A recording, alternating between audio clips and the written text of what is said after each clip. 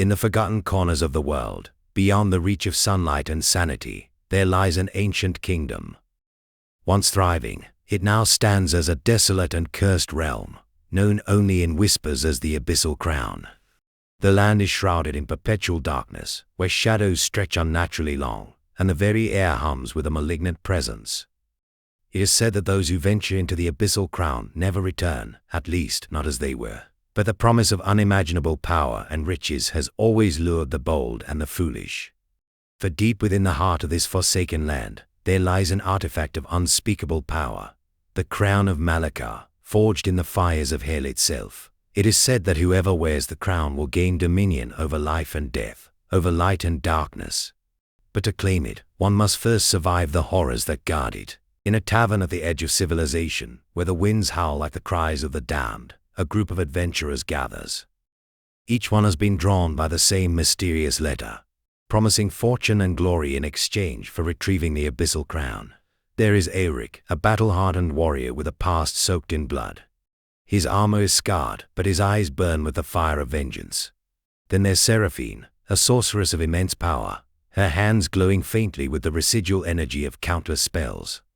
Her beauty is otherworldly, but her eyes are cold as ice. Beside her stands Thorn, a thief whose fingers are quicker than the eye can see. He is as slippery as a shadow, with a smirk that hides 1,000 secrets.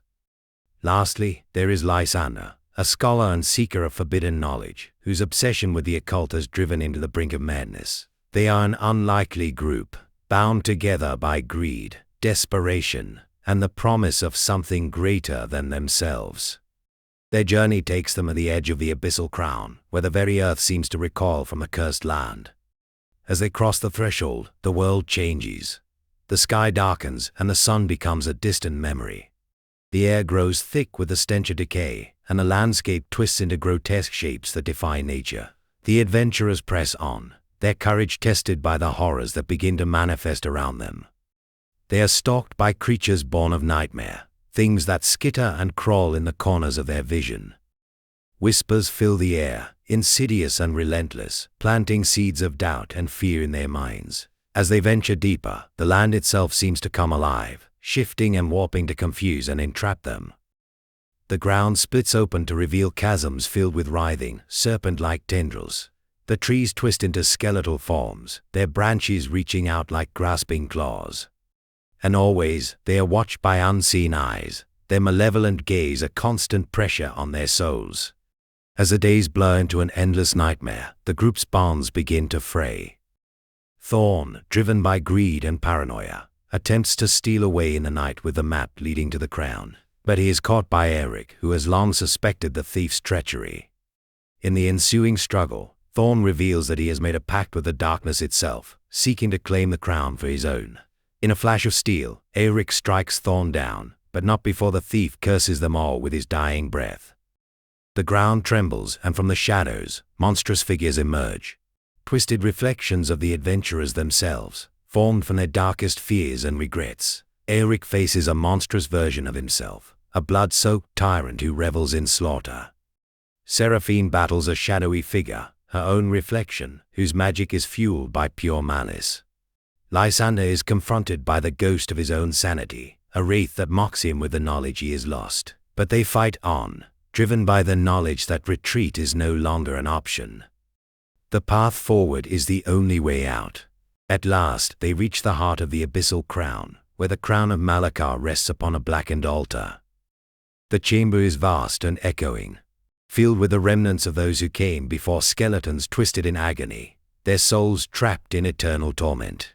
But as they approach the crown, a final guardian emerges from the shadows, a creature of pure darkness, its form ever-shifting and incomprehensible.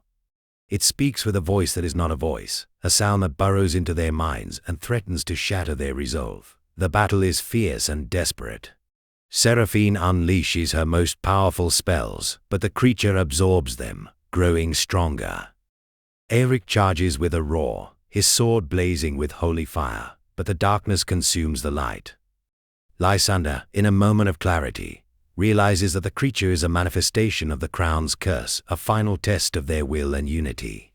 With a plan formed in the heat of battle, they combine their strengths. Seraphine channels her magic through Aeric's blade, imbuing it with the power to cut through the darkness. Lysander chants an incantation of binding, holding the creature in place just long enough for Aeric to deliver the final blow. The creature dissolves into nothingness, and the crown is theirs for the taking. Aeric, Seraphine, and Lysander stand before the crown, exhausted but victorious. But as they reach for it, they realize the true nature of its power. The crown is not just a tool of dominion, it is a conduit, a bridge between the world of the living and the realms of the dead.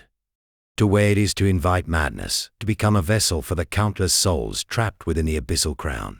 Lysander, ever the scholar, insists that the crown must be destroyed. But Aelric, seeing the crown as a means to avenge the horrors of his past, refuses. Seraphine, torn between the two, feels the pull of the crown's power, tempting her with visions of absolute control. In the end, it is Aelric who places the crown upon his head. For a moment, he is filled with unimaginable power, the strength of 1,000 souls coursing through him. But the victory is short-lived.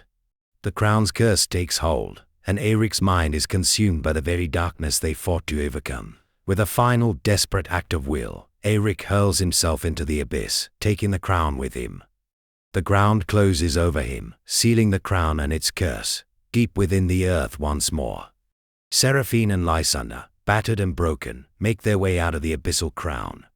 The journey has changed them, marked them with the horrors they've endured.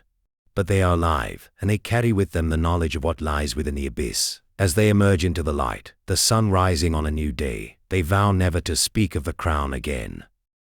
The Abyssal Crown will remain a place of nightmares, a dark secret hidden from the world. But deep beneath the earth, the crown of Malachar still lies, waiting for the next to dare claim its power. And the whispers in the darkness begin anew. The end. We all hope you enjoy our story. See you next time. If the darkness does not get you first,